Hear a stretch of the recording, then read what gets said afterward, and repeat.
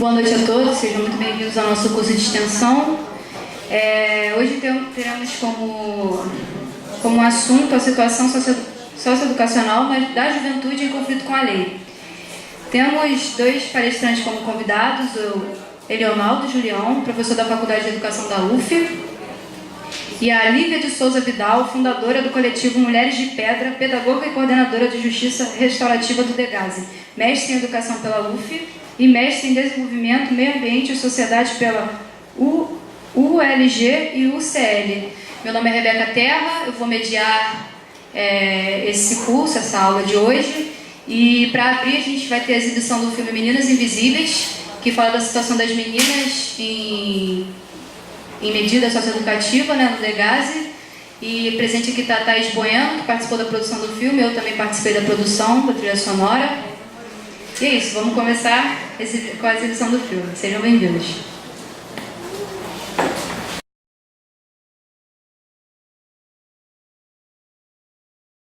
Boa noite para geral, tudo bem? Alguma pergunta sobre o filme? Alguma curiosidade, alguma dúvida?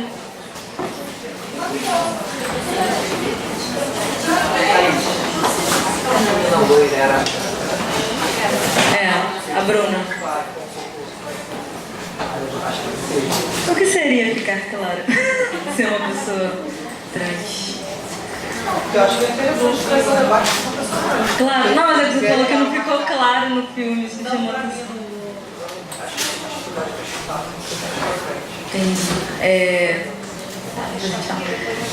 Vou passar a palavra para a Rebeca, porque para mim é super importante ela falar primeiro, né? Ela vai falar por quê? Aí depois eu falo um pouquinho do processo como um todo. Oi, eu sou estudante aqui da UF, né, atualmente. Eu participei do filme porque há 7 anos atrás eu também passei pelo sistema e eu vivi de dentro tudo aquilo ali que estava sendo mostrado. E tem algumas coisas a falar em relação ao depoimento das meninas, né? Não sei se vocês perceberam quando pergunta o que é ser mulher no DEGASE, meio que elas ficam perdidas na resposta, porque elas perdem a identidade, né? Por conta de não ter espelho, por conta de todas usarem o mesmo uniforme, né? Rola esse lance. E realmente você tem que ser uma mulher muito forte para assumir quem você é lá dentro. E eu tive muito embate, foi com as próprias meninas, eu não tive embate com a gente, nem nada disso, porque as meninas mesmo, elas gostam de impor coisas a você, e você tem que ser o que elas querem que você seja e tal, não o que você é, enfim. Então, para mim foi uma experiência muito boa eu poder voltar lá em uma ótica diferente, né? Não como interna, mas já com outra superação de vida. E foi muito gratificante para mim poder participar disso, poder construir essa trilha sonora junto com a Bia e a Dai e as outras meninas que participaram também. E é isso, a Thaís participou de todas as produções visuais, atividades, né, para quebrar o gelo, porque chega a gente de fora lá, as meninas ficam meio assim, né? Quem são vocês? O que vocês querem falar de mim? Elas ficam meio receosas, aí rolou várias atividades para quebra de gelo, né? Aproximação e tudo mais. E você quer falar um pouco sobre essas atividades? A Thaís vai falar um pouco mais para vocês. Então, esse filme, fala um pouquinho do filme, né? Ele nasceu, né, na verdade, começou a ser gestado. Eu falo que esse filme foi um parto. Isso é um aspecto muito importante dele. A equipe foi formada 85%, 90% só por mulheres, né? E trabalhamos lá com mulheres também, meninas e mulheres. Ele nasceu em 2015, quando eu, a Carla e a Isabela estávamos terminando a escola de comunicação crítica lá no Maré, que é a SPOC. E foi o ano em que começou a ser debatida essa questão da redução da maioridade penal também, né? E aí a gente começou a pesquisar, viu que não tinha nenhum produto, né, nenhum documento audiovisual sobre adolescentes, né, meninas cumprindo medidas socioeducativas. E aí ele começou a ser gestado lá em 2015, e depois a gente conseguiu esse edital da SEC, né, daqui do Rio. E eu cheguei no Meninas ano passado. Por quê? As meninas, né, as diretoras não queriam chegar lá e tacar uma câmera no rosto delas, né? E nem tratá-las como uma fonte de dados, de informações, geralmente como as pessoas que vão fazer pesquisa, né, tratam. Um pouco do que não sei se foi o professor Ronaldo, alguém falou disso, sobre ir lá sugar informações, né, dados dessas meninas e depois não voltar, ou não sei. E a gente queria saber quem são essas meninas. Pra gente não interessava o que essas meninas tinham feito para chegar àquele espaço, mas sim quem eram aquelas meninas e quem elas estavam sendo a partir dessa vivência, desse ponto de encontro, né, terrível que é esse lugar, Degaze e tal. E aí eu tenho um trabalho com criança e adolescente, né, de territórios populares, de periferia, eu já tenho uns 6 anos. Trabalhei em Salvador e trabalhei no interior de Minas Gerais também, com crianças, filhos de pessoas em situação de cárcere. Foi só por isso que eu fui pra lá, né? E foi um presente, assim, eu aprendi muito com elas, não fui pra dar nada, assim, compartilhar nada, sabe? Fui pra construir uma relação com elas e foi muito punk, assim, esse processo todo do filme. Nele eu conheci a Rebeca, maravilhosa, que fez parte da equipe também, né? Tem uma música da Rebeca nesse filme e ela dinamizou muitas coisas por ela já conhecer pessoas lá. Não é fácil estar lá, de nenhuma forma, muito menos levar equipamento de áudio e visual, né? A gente fez o filme num tempo que não era planejado, isso é muito importante. Não sei se tem alguém aqui do cinema, tem a Gabi, né, maravilhosa, obrigada por estar aqui. Porque é muito importante ter os nossos, né, vendo as nossas coisas, assim. E aí foi isso, fiz um pouco de atividades arte-educativas com elas, né, jogos teatrais, dinâmicas corporais, né, dentro da linguagem da dança e do teatro. Muito exercício de desenho, trazendo mesmo um resgate a esse lúdico, a essa infância, né, o meu ponto de partida foi isso, né, trazer um resgate à infância mesmo e o mapeamento de afetos. Vocês devem conhecer essa metodologia, o mapeamento afetivo. Porque tem muitas meninas lá de várias cidades do estado. Isso foi super novo para mim também. Eu esperava meninas da cidade do Rio e, enfim. A gente começou com um grupo de 6 meninas e a gente só conseguiu gravar com 4 meninas. Foi a Maria Joana, a Bruna, que é uma mulher trans. Uma menina mulher, né? Só mulher. A Kelly e a Thaís, né? Que também... O filme ele começa com uma composição da Thaís que foi também gerada durante esse processo das atividades. Então, foram muitas descobertas, assim, né, das potências delas e isso gerou um outro fruto que é o meu trabalho que chamo de arte como possibilidade de liberdade que eu estou realizando lá desde então, agora sozinha e tem sido muito difícil, assim, dá vontade de desistir, não tem ajuda de custo nenhuma, é muita violência que eu vejo e que eu passo, mas é isso, muito obrigada pela paciência, pela abertura, por ter visto esse filme. É isso, né? Deixa eu ver. As 2 outras meninas que não participaram foram por questões institucionais mesmo lá. A Larissa, pode falar isso, né? Eu fico com medo, vai que, sei lá, o diretor tá ali, né? Então, a Larissa foi por conta de comportamento, né? A Larissa, ela aparece em alguns momentos ali, no abraço e tal, das atividades.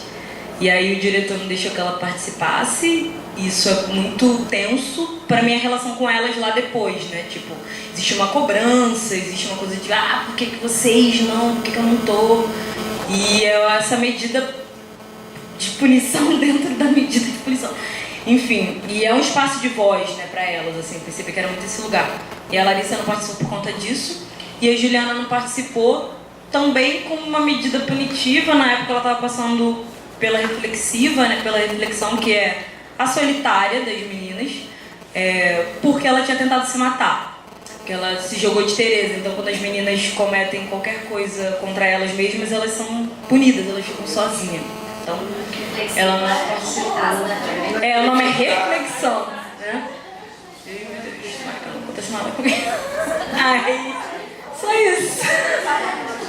Tem muitos profissionais lá comprometidos, isso eu queria falar, porque é importante. Tem muitos profissionais lá, principalmente as meninas da psicologia e da pedagogia, são extremamente comprometidas com elas. Por isso que eu tô lá dentro, por conta de uma pedagoga que respeita muito o meu trabalho, respeita muito elas, dentro daquele contexto.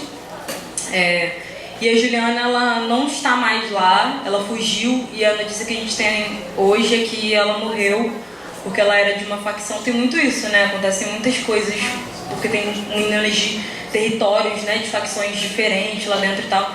E ela fugiu e o que a gente tem de notícia hoje é que ela morreu. Então, assim, é isso. Agora, eu tô fazendo um trabalho lá com as meninas da Provisória. Quando as meninas vão pra lá, elas têm entre 30 e 45 dias, é o tempo mínimo que elas ficam lá. Só pra saber se elas vão cumprir pena ou não. Isso é punk já e tal, tem todo um processo. E é isso, eu vou fazer como a Maria Priscila, do Elas Existem. Tem muita demanda e tem demanda pro meu trabalho também. Então, se vocês quiserem depois passar uma lista pra doar lápis, papel, absorvente, shampoo, creme dental, sabonete, óleo essencial. Porque eu tô trabalhando na aromaterapia com ela também. Tá? Obrigada. Que eu falo pra caraca, chega.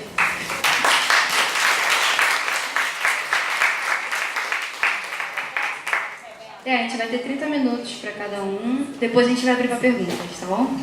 Pode falar se o pessoal quiser fazer as coisas que a Priscila pediu na última semana, que a Thaís, a gente recolhe e depois dá um jeito de... Você tá aqui, né? Até o final do curso. Quem quiser, né, doar. no Facebook e tem a página isso, tem a página do filme também. Alguém é do Rio aqui? Aí? Dá um like lá, Meninas Invisíveis. Está disponível no Facebook? Tem. Não. Então, o filme ele não pode estar na rede hoje, né? Que a gente ainda está aí escrevendo em alguns festivais, mas a gente está super aberto para exibir em qualquer lugar. Só que a única primícia, como no Cabelo, também fiz parte do Cabelo, inclusive se vocês quiserem exibir o Cabelo, da Yasmin Tainá também, é só ter alguém da equipe para falar sobre o processo, né? É um filme que exige uma conversa depois e tal. No caso, só contatar a gente, nós, a gente vai exibir. Meninas Invisíveis no Facebook, dá um like lá no Instagram.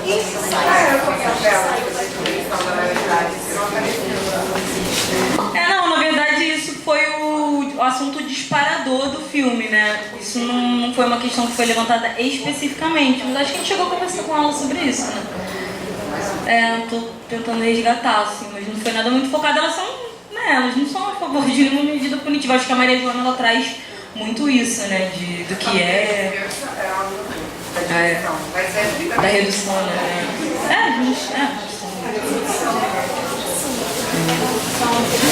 Ele levantava a mão, né, você? Depois. Desculpa, a gente tem um pouco de dificuldade com esses formatos, mas eu tenho que me adequar, porque eu quero estar nesse lugar também, na academia. O Insta é todo mundo em roda.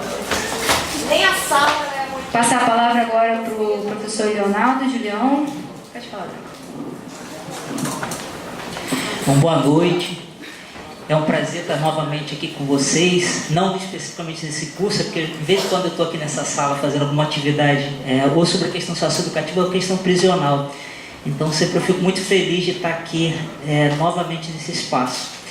Bom, antes de começar aqui, eu queria só fazer algumas provocações aqui para a gente poder pensar a partir da discussão do filme. A minha ideia, o que a Sandra pediu, no caso, é para a gente conversar hoje sobre a educação de adolescentes e jovens e cumprimento de medidas socioeducativas.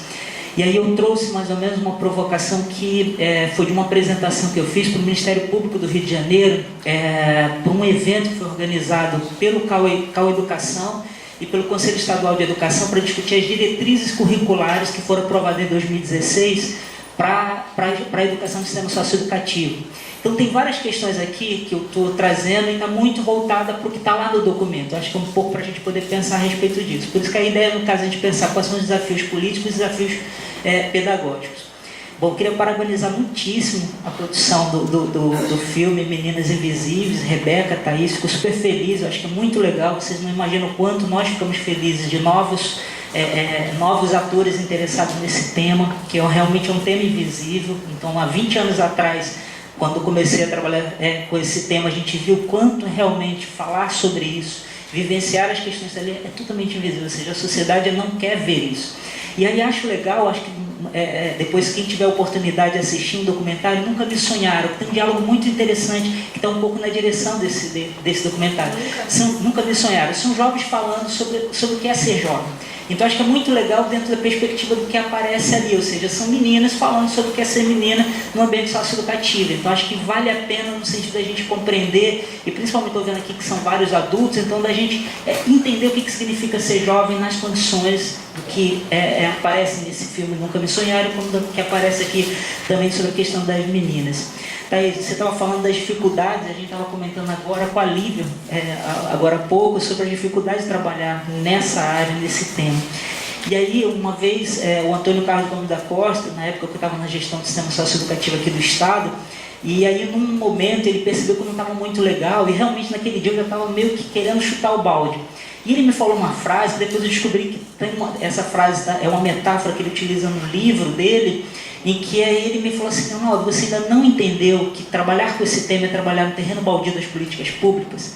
Nós estamos trabalhando com lixo. Então, ou seja, temos que ser muito resilientes para sobreviver dentro desse lixo. Porque o tempo todo você tem paulada, paulada, paulada, e você começa a desacreditar. Então, acho que é um pouco nesse sentido. Então, você que está começando agora tem que ser muito resiliente. Então, respirar. Quando você volta no dia seguinte, você vai ver que você volta fortalecida para as discussões. Então, é isso. Bom, na semana passada teve um evento muito legal que aconteceu no Instituto de Medicina Social da UERJ, um workshop sobre gênero e sexualidade e prisão, muito interessante. E aí é engraçado porque eu acho que quando a gente vê o filme Meninas Invisíveis, a gente fala, caramba, é um mundo. Então a gente vai meio que mergulhando, nossa, é um mundo.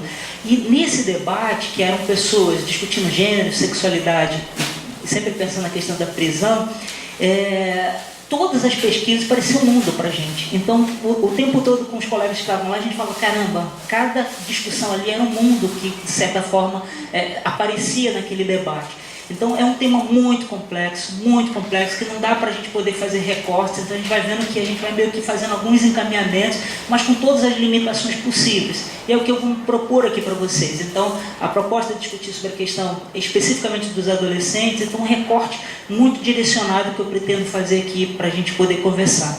Queria agradecer muitíssimo a Sandra, a Vanusa, as coordenadoras do curso, pelo convite e parabenizá-las pela iniciativa. A UF hoje está se transformando numa grande referência no debate sobre política de restrição e privação de liberdade. Aqui, eu não lembro agora, no material que eu organizei para vocês, se vai aparecer especificamente isso, mas a grande questão está nesse debate, ou seja, a gente precisa entender que nós estamos falando em política de restrição e privação de liberdade, nós estamos falando em sistemas socioeducativo e prisional, são questões muito particulares, com suas especificidades, com as suas concepções, mas tem muita coisa próxima. Tanto é que uma das meninas, ela fala assim, cadeia. Ou seja, então, o vocabulário dela está muito dentro da perspectiva da prisão. E não é prisão, ou seja, não deveria ser prisão que está acontecendo ali dentro.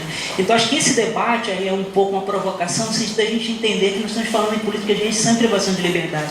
A gente tem que entender que tem muita coisa, e isso foi uma das questões que a gente conversou lá no MS, o quanto nós precisamos fazer pesquisas, tanto no campo socioeducativo e prisional, que tem muita coisa que, de certa forma, ajuda, contribui para essa análise em relação às duas questões.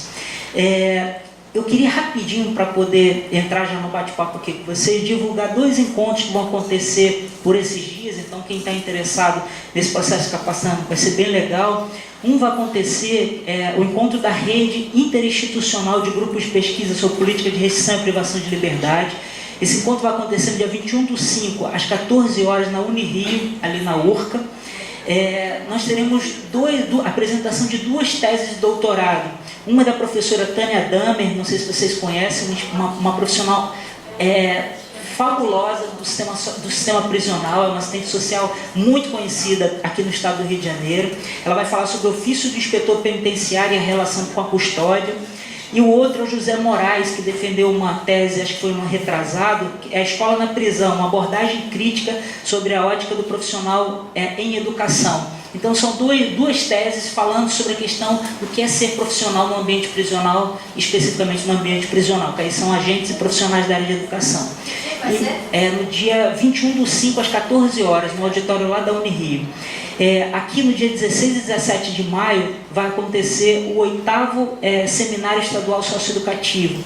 É um seminário organizado pelo DEGASE, que a UF é parceira na organização desse evento. Então a gente ajuda na organização. Então vai ser no dia 16 e 17, precisam fazer a inscrição antes, porque no caso é com vagas limitadas, então infelizmente a gente não tem um espaço muito grande. Então quem puder, quem tiver interesse, é só colocar 8º Seminário Estadual Socioeducativo, que aparece as informações e vocês podem estar fazendo a inscrição lá. Bom, eu queria me apresentar, porque eu acho que tem algumas articulações que a gente vai fazer diretamente antes que eu estou apresentando. A Rebeca que colocou que eu sou professor aqui da Faculdade de Educação. Eu trabalho aqui especificamente no programa de pós-graduação em educação, porque na graduação eu trabalho numa unidade nova da UF, que fica no Instituto de Educação de Angra dos Reis, fica lá em Angra dos Reis. Aqui no programa eu faço parte de uma linha que é chamada Diversidade, Desigualdade Social e Educação. Eu trabalho especificamente com educação para jovens e adultos e trabalhando nessa perspectiva da diversidade. Quem são esses sujeitos? Esses sujeitos são, no caso que eu estou trabalhando mais diretamente, são sujeitos que estão em situação de restrição e privação de liberdade, mas também tem sujeitos da área de educação, na educação de jovens e adultos, que são quilombolas, são indígenas, são população de rua e por aí vai. Então é dentro dessa linha que eu estou trabalhando. Aqui eu também coordeno um grupo de trabalho e estudo sobre política de educação, de estudo sobre educação em espaços de restrição e privação de liberdade. Então esses trabalhos que a gente vem desenvolvendo, a gente está hoje principalmente desenvolvendo pesquisas sobre vulnerabilidade de jovens à violência. Ou seja, então a gente está tentando entender o que torna esses jovens vulneráveis, ou seja, compreender o que de certa forma está fazendo com que cada vez mais esses jovens se tornem mais vulneráveis. Então, como eu falei para vocês, o que eu vou apresentar faz parte desse debate que a gente conseguiu fazer junto com o Ministério Público do Rio de Janeiro e o Conselho Estadual de Educação, no movimento que eles estão fazendo. Não sei se vocês estão acompanhando, o Ministério Público do Rio de Janeiro e o Conselho Estadual de Educação começaram a promover encontros regionais para debater como é que nós vamos implementar as diretrizes para atender o sistema socioeducativo. E aí, para muitas pessoas, talvez aqui eu vi que poucas se apresentaram como profissionais que atuam no sistema prisional socioeducativo, então a grande maioria, pelo que eu entendi, são pessoas que têm interesse no debate. Tem algumas questões bem práticas para a gente poder pensar. No campo socioeducativo, por exemplo, para muitas pessoas, quando a gente fala sobre o sistema socioeducativo, parece que é somente as unidades de internação do DEGASE. Mas não são só unidades de internação do DEGASE. A gente tem várias medidas. Então tem a medida de internação provisória, que a Thaís falou agora. Tem internação provisória, tem a semi-liberdade e tem as medidas que a gente chama medidas de meio aberto, que é a liberdade assistida e prestação de serviço à comunidade. E olha que interessante, a semi-liberdade, ela é sobre a execução do DEGASE, mas os adolescentes eles têm que sair para estudar e para trabalhar, se for o caso. Nas medidas de meio aberto, o CREAS, ou seja, os municípios que são responsáveis. E aí a gente tem que entender que a gente vai conversar aqui, vai pegar desde a internação provisória, que é como a Thaís colocou, ou seja, que é quando o adolescente ele pode ficar até 45 dias. E aí vamos pensar nesse jovem que tem 45 dias, e aí o jovem que vai ficar até 3 anos, e aí também do jovem que vai cumprir a medida de meio aberto, ou seja, que vai ser acompanhada por um profissional do sistema do CREAS, por exemplo. Então, como é que a gente vai pensar nessas questões? Bom, eu trouxe aqui algumas perguntas iniciais, que é um pouco para a gente se contextualizar, se dar uma contextualizada ou começar a entrar um pouquinho no debate. Eu fiz 4 perguntas. Uma é o que sabemos hoje sobre adolescentes e jovens em cumprimento de medidas socioeducativas. Segundo, que modelo de escola temos hoje para atender as classes populares? 3, que modelo de escola temos hoje para atender os adolescentes e jovens em cumprimento de medidas socioeducativas? E 4, como pensar na implementação de uma diretriz nacional de educação para o Brasil, que é o que está acontecendo, ou seja, então foi aprovado pelo Conselho Nacional, os estados têm que, de certa forma, se organizar para poder implementar nos estados, e aí a gente vai ver que os municípios também vão ter que se organizar para poder também atender no âmbito do município, levando em conta a medida de semi-liberdade e a medida de meio aberto. Essa primeira pergunta, por incrível que pareça, se vocês começarem a fuçar, vocês vão ver que não temos informações muito atualizadas sobre quem são esses jovens que estão no cumprimento de medidas socioeducativas. Por isso que um vídeo como esse é muito importante, ou seja, para que nós consigamos entender quem são esses jovens. Então, se a gente for falar hoje sobre o perfil desses jovens, não existe. Ou seja, então, o quanto é invisível, ou seja, o quanto é invisível, inclusive, para o próprio poder público. O próprio poder público não sabe quem são esses jovens. Se vocês perguntarem para o DEGASE hoje quantos adolescentes tem, eles talvez vão te dar um número. Mas agora, mas qual é o perfil desses jovens? Eles não sabem. E qual é a questão que está por trás disso? É um tema realmente invisível, é um tema do terreno baldio, ou seja, então, inclusive, a política ela não consegue compreender ou diretamente ter essas determinadas informações. A gente está fazendo uma pesquisa agora, encomendada pelo DEGASE, em que, no caso, a gente vai ter minimamente algumas informações sobre o perfil do adolescente que está internado no sistema socioeducativo. Então, nesse seminário que eu falei de maio, 16 e 17, a gente vai apresentar os resultados dessa pesquisa. Que modelo de escola temos hoje para atender as classes populares? Essa é uma provocação muito interessante. Quem é aluno aqui da Faculdade de Educação deve já ter conhecido a professora Cláudia Alves, uma professora da área de História da Educação. E ela fez uma provocação numa disciplina que eu dou aqui no programa de pós-graduação, em que ela começou a fala dela dizendo o seguinte: o modelo de escola que temos hoje é o modelo do século XIX. E aí a gente, que loucura, século XXI, modelo de uma escola do século XIX. E aí a gente parava a pensar, caramba, esse modelo de escola do século XIX era para quem? Classe popular? Não. O pior, o que ela está sinalizando é que, além de ser uma escola completamente retrógrada, especificamente não foi pensada para as classes populares. Então a grande questão é que nós estamos reproduzindo um modelo de escola que é do século XIX e sequer foi pensada para as classes populares. Que modelo de escola temos hoje para atender os adolescentes e jovens em cumprimento de medidas socioeducativas?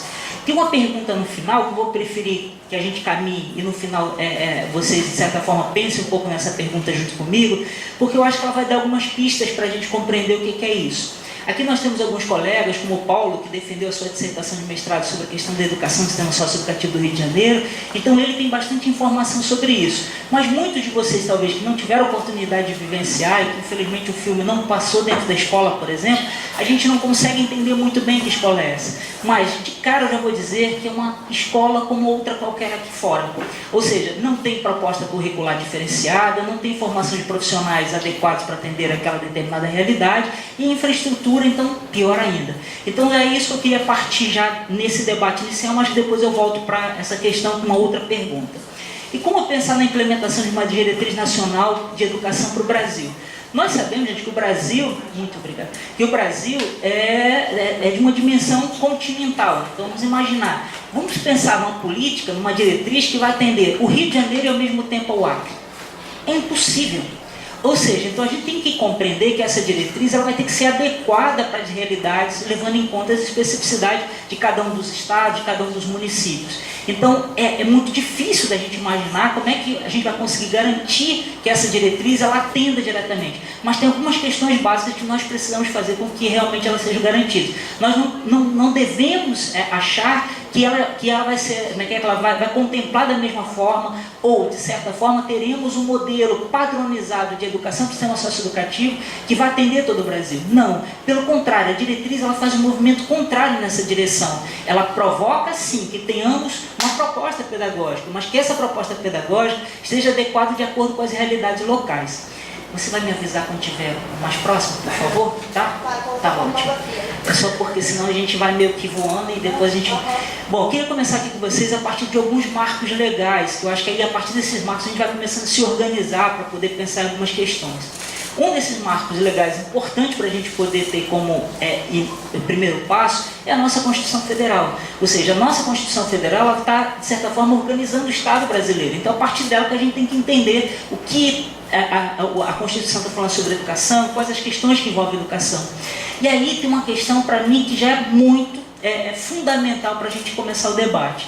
Está lá, por exemplo, no artigo 205, dizendo que a educação é um direito de todos, não faz qualquer exclusão. Ou seja, no momento que está dizendo de todos, então é todos, inclusive os que estão, aí tirando essa palavra inclusive, mas eu estou chamando a atenção para a gente colocar nesse sentido, os que estão em situação de restrição e privação de liberdade. Então o que a gente já passa a entender é que a gente não está falando em benefício, a gente está falando em direito. Ou seja, então a questão é direito dele estar estudando. Então esse é um ponto que a gente precisa já ter como norte principal. Aí vamos seguindo um pouquinho mais. Dever do Estado e da família será promovido e incentivado com a colaboração da sociedade, visando, primeiro, ao pleno desenvolvimento da pessoa. 2, seu preparo para o exercício da cidadania. E 3, a sua qualificação para o trabalho. Olhando especificamente para esse artigo da Constituição, a gente passa agora a entender que tem 3 objetivos claros em relação ao papel da educação, da política de educação, ou seja, como essa educação tem que ser implementada.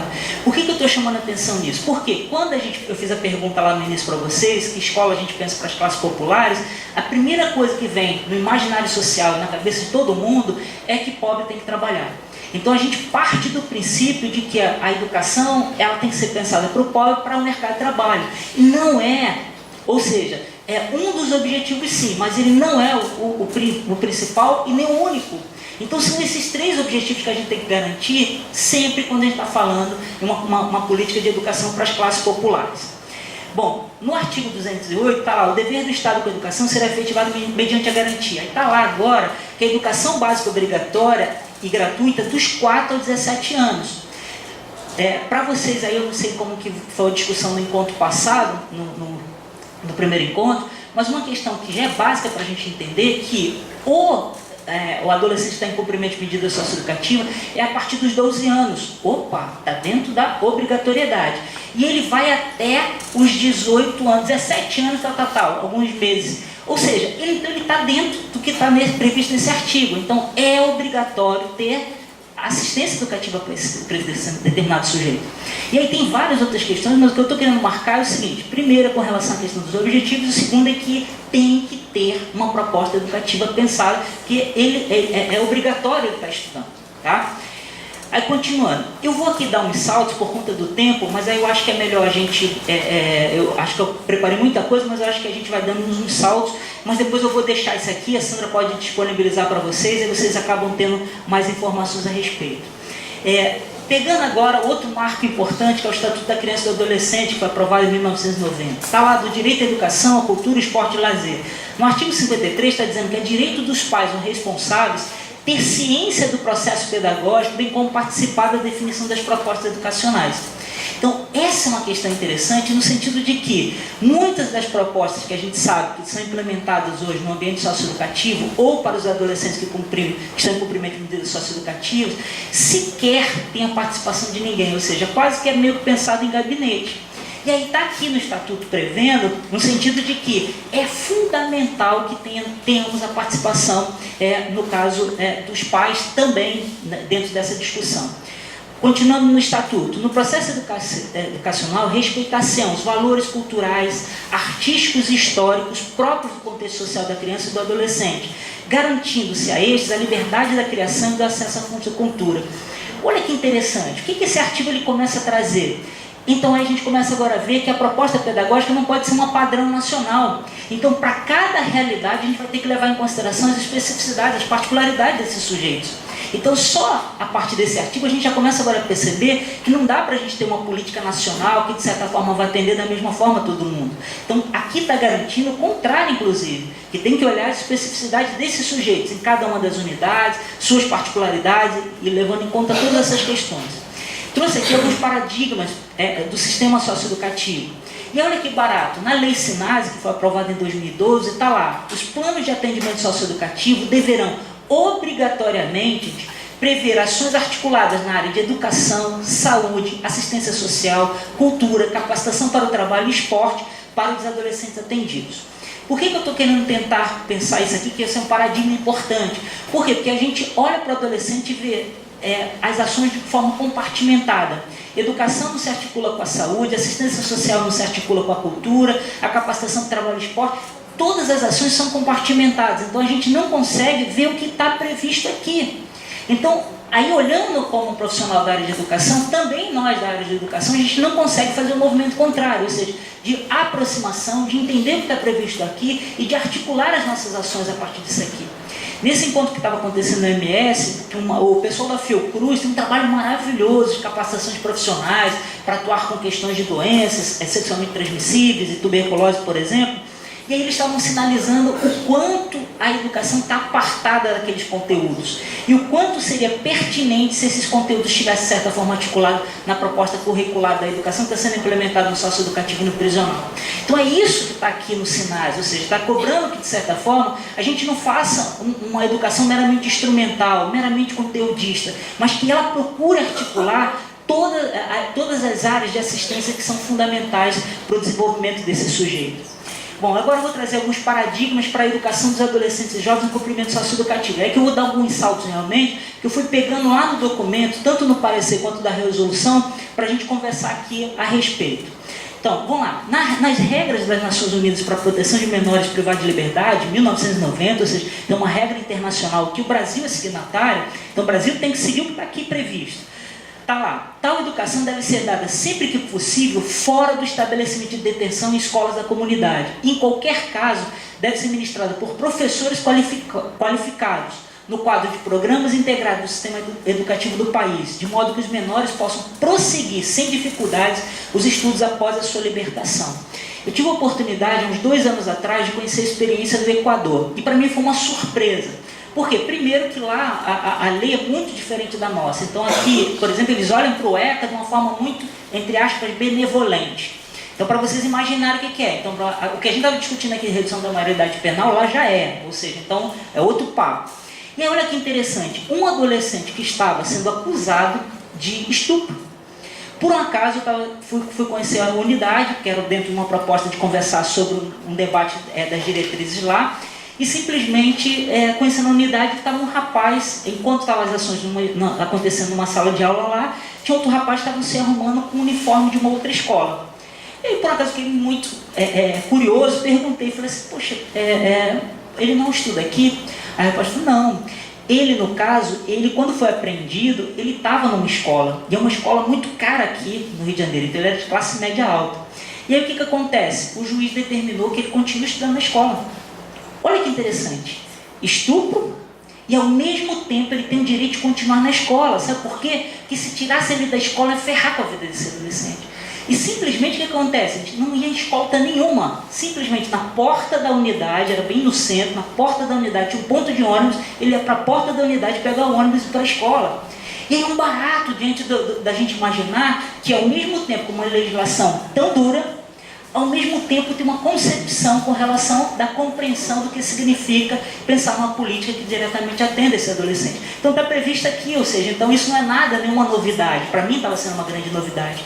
Por conta do tempo, realmente, eu vou ter que dar alguns saltos, e aí eu vou meio que dar alguns saltos para poder pegar algumas questões mais importantes. Mas isso depois eu deixo para vocês, e depois também no debate vocês vão estar, eu vou podendo voltar em relação a isso. Bom, o que está aparecendo, e eu vou falando aqui mais rápido, o que aparece no parecer do Conselho Nacional de Educação para essa diretriz que foi aprovada, está um pouco no sentido de que não podemos pensar em uma proposta especificamente para as unidades de internação que não esteja adequada à realidade da unidade e dos sujeitos que estão ali dentro. Ou seja, então não dá simplesmente para a gente exportar uma proposta educativa e achar que, de certa forma, aquela proposta vai ser adequada para aqueles determinados sujeitos. E aí, por exemplo, prevê ainda, e eu vou dar mais uns saltos, prevê ainda que, no caso das unidades de internação socioeducativa, devem elaborar projeto político-pedagógico próprio, articulado ao projeto institucional da unidade que se insere. Por quê? O que acaba acontecendo? A escola é totalmente apartada da realidade da unidade. Então é como se a escola ela estivesse ali dentro, como uma instituição que não faz parte do sistema socioeducativo. E o que aqui está chamando a atenção é que, ao contrário, essa proposta pedagógica ela tem que estar articulada com a proposta pedagógica da unidade. Não pode estar sendo pensada de forma diferente. E aí, só voltando aqui, que eu acho que eu pulei, com relação ao que eu estava falando da unidade de internação provisória, que a Thaís chamou a atenção. Isso é uma questão importante a gente pensar. Está lá previsto no parecer, deve ser garantido o atendimento escolar nas unidades de internação provisória, com elaboração e implementação de proposta pedagógica específica à natureza desta medida, voltada à continuidade do processo de escolarização de adolescentes e jovens matriculados ou subsidia a reconstrução da trajetória escolar daqueles que se encontram fora da escola. Por quê? O que acaba acontecendo? 45 dias, como é que eu vou fazer? Porque nesses 45 dias ela pode ganhar uma medida que não ficar internada. E aí como é que a gente vai fazer? Então como é que é essa proposta pedagógica? É uma proposta pedagógica que tem que levar em consideração que ela vai ficar no máximo 45 dias. Então o que aqui está dizendo é o seguinte, não pode deixar de ter uma proposta pedagógica. Que essa proposta pedagógica, se no caso ela estiver estudando, a gente dê continuidade para ela estava estudando. E se ela não estava estudando, que a gente faça um movimento para poder voltar a estudar. Então essa é a questão que a gente precisa pensar. Por quê? A gente começa a ver um monte de problemas e a gente vai meio que tentando tapar buraco e vai encontrando outras soluções. Então não é para fazer nada improvisado. Pelo contrário, para fazer algo que diretamente atenda aquele momento em que essas adolescentes estarão ali naquele determinado espaço.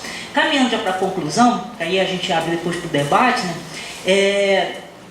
Aí está previsto, no nosso parecer também, aquilo que está lá naquele documento internacional. Na impossibilidade de oferta de algum nível, etapa ou modalidade no espaço da unidade de internação, deve ser viabilizado aos adolescentes e jovens o acesso à instituição fora da unidade, que contemple sua necessidade de escolarização e educação profissional. Por quê? O que acontece? Nessa pesquisa que a gente está fazendo, como é que chama? Solicitada pelo DEGASE, nós descobrimos que vários jovens não estão tendo acesso à escola porque não tem vaga. E aí, o que a resolução está dizendo é o seguinte: então tem que fazer uma matrícula para ele sair. E, mas como é que a gente vai fazer? Temos que fazer. Se eu não tenho condições de dar dentro, então eu vou ter que agora, o que está aqui previsto é que eu posso então dar fora. Então que eu possa fazer esse movimento, inclusive, de poder fazer